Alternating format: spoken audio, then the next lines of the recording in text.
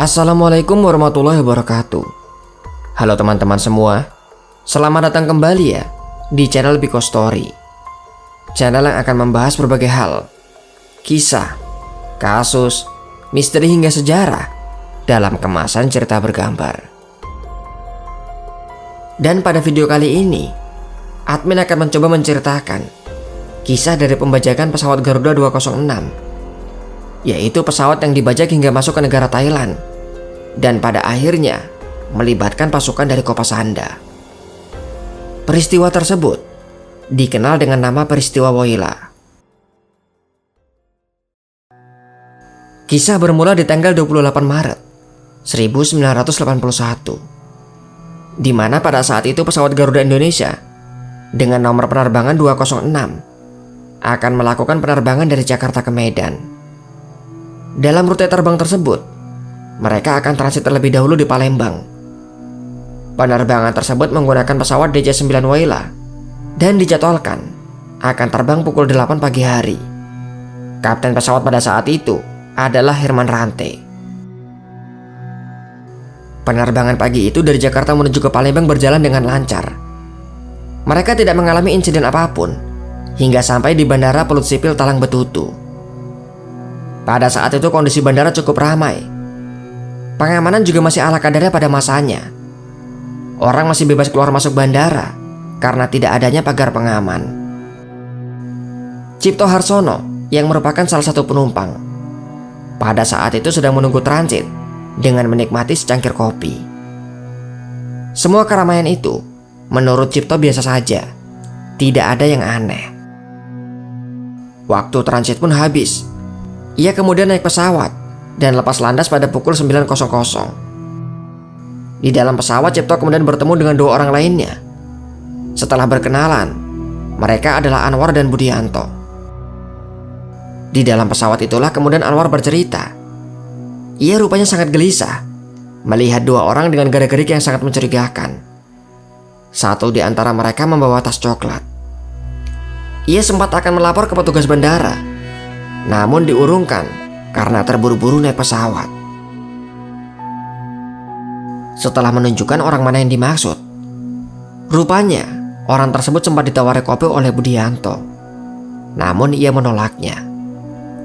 Budianto juga mengatakan orang itu memang sepertinya sangat tertutup. Namun hingga saat itu hanya Anwar yang merasa gelisah, sementara Cipto dan Budianto biasa saja. Pukul 9:05 pramugari kemudian membagi makanan. Dan tiba-tiba sekelompok orang langsung berdiri. "Jangan bergerak! Jangan bergerak! Siapa yang bergerak akan saya tembak!" Seketika itu juga orang-orang langsung ketakutan. Namun Cipto malah kebingungan. Ia bahkan mengatakan, "Dok, ini bercanda apa ya?" Seorang pembajak yang tidak sengaja mendengarnya langsung mengarahkan senjata ke arah dirinya. Namun Cipto masih bingung, tidak tahu harus berbuat apa. Namun ketika ia melihat granat yang dibawa, barulah Cipto mulai sadar bahwa mereka memang dalam keadaan berbahaya. Pukul 10:10, pesawat tersebut sudah sepenuhnya dikuasai oleh 5 orang pembajak yang semuanya bersenjata api. Dengan menodong senjata, mereka memerintahkan pilot untuk terbang ke Sri Lanka, tepatnya adalah di wilayah Kolombo. Namun pada saat itu pilot mengatakan bahan bakar pesawat tidak akan sampai ke wilayah tersebut. Dengan pertimbangan itulah mereka merubah tujuan ke Penang, Malaysia untuk melakukan pengisian bahan bakar pesawat. Pada saat itu Jakarta sudah menerima informasi pembajakan pesawat, namun masih belum mengetahui siapa pelakunya. Yang diketahui hanyalah para pelaku bisa menggunakan bahasa Indonesia. Sementara para pembajak, begitu sampai di Malaysia, mereka melepaskan seorang wanita yang sudah lansia, sekaligus menyampaikan apa yang mereka inginkan.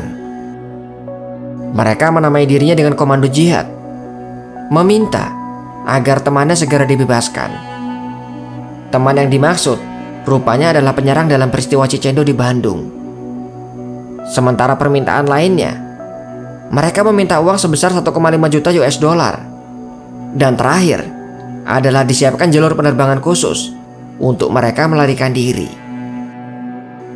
Ancamannya, jika tidak dipenuhi, maka mereka akan meledakkan diri bersama dengan pesawat dan juga para penumpang lain di dalamnya. Setelahnya mereka kembali menerbangkan pesawat dan mengarah ke negara Thailand. Yang menjadi tantangan, pasukan TNI belum memiliki pengalaman yang terkait dengan pembajakan pesawat. Peristiwa ini memang merupakan yang pertama, sekaligus satu-satunya yang pernah terjadi di Indonesia. Satuan Kopasanda yang saat ini bernama Kopassus kemudian diutus untuk mempelajari dan juga melakukan operasi pembebasan sandera.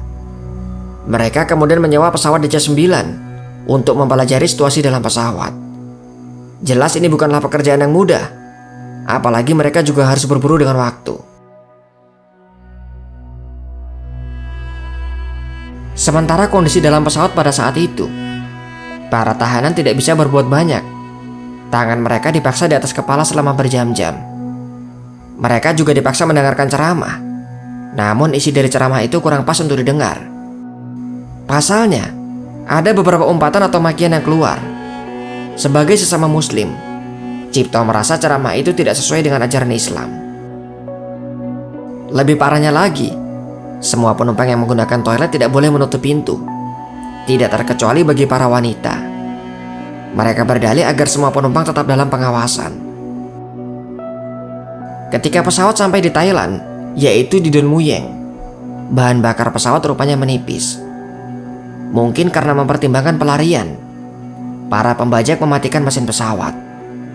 Alhasil, pada saat kondisi terik, mereka seperti terkurung dalam oven.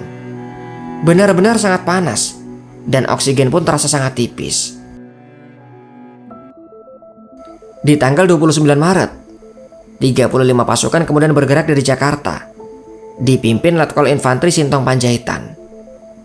Mereka hanya menggunakan pakaian biasa, bukan seragam lengkap, yang sepertinya untuk menyamarkan operasi. Sempat ragu, pasukan intelijen Thailand kemudian menawarkan pinjaman jaket anti peluru, namun ditolak oleh Kopasanda. Mereka mengatakan semua peralatan yang dibutuhkan sudah disiapkan dari Jakarta.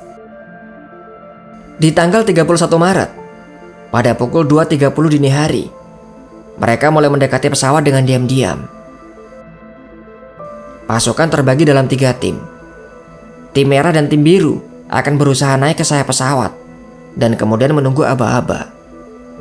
Sementara tim hijau, mereka akan berusaha membuka dan juga masuk dari pintu belakang. Selain dari pasukan Kopasanda, pasukan Thailand juga ikut berjaga di tepi landasan untuk memastikan tidak ada teroris yang kabur.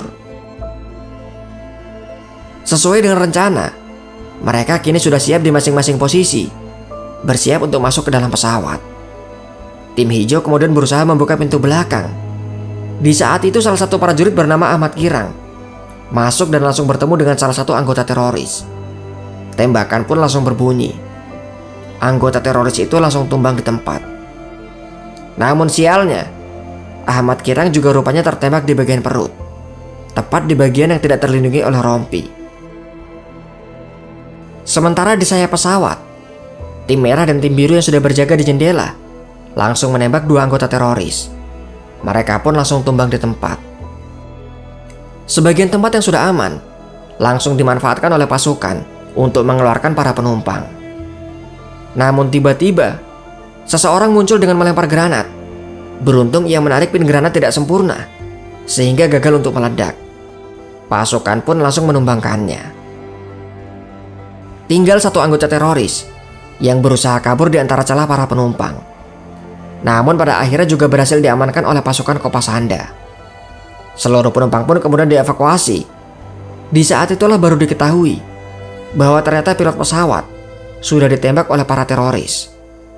Sehingga ada 2 orang yang menjadi korban, 1 pilot dan 1 anggota Kopasanda, yang keduanya langsung dilarikan ke rumah sakit. Namun pada akhirnya nyawa keduanya tidak tertolong.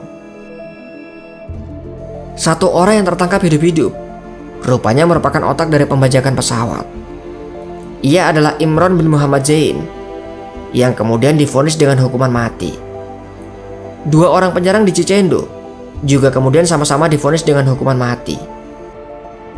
Dan untuk keberhasilan operasi, anggota grup 1 para komando yang terlibat kemudian dianugerahi bintang sakti dan diberikan kenaikan pangkat, yaitu 1 tingkat. Kecuali 1 orang yang gugur, yaitu Ahmad Kirang. Ia diberi kenaikan pangkat 2 tingkat secara anumerta. Itulah kisah dari Operasi Woyla, pembajakan pesawat pertama di Indonesia, dan semoga merupakan yang terakhir. Jika ada kesalahan, informasi yang kurang, ataupun pendapat yang berbeda, silahkan tuangkan dalam kolom komentar di bawah. Sampai di sini video dari admin. Sampai jumpa kembali di video selanjutnya.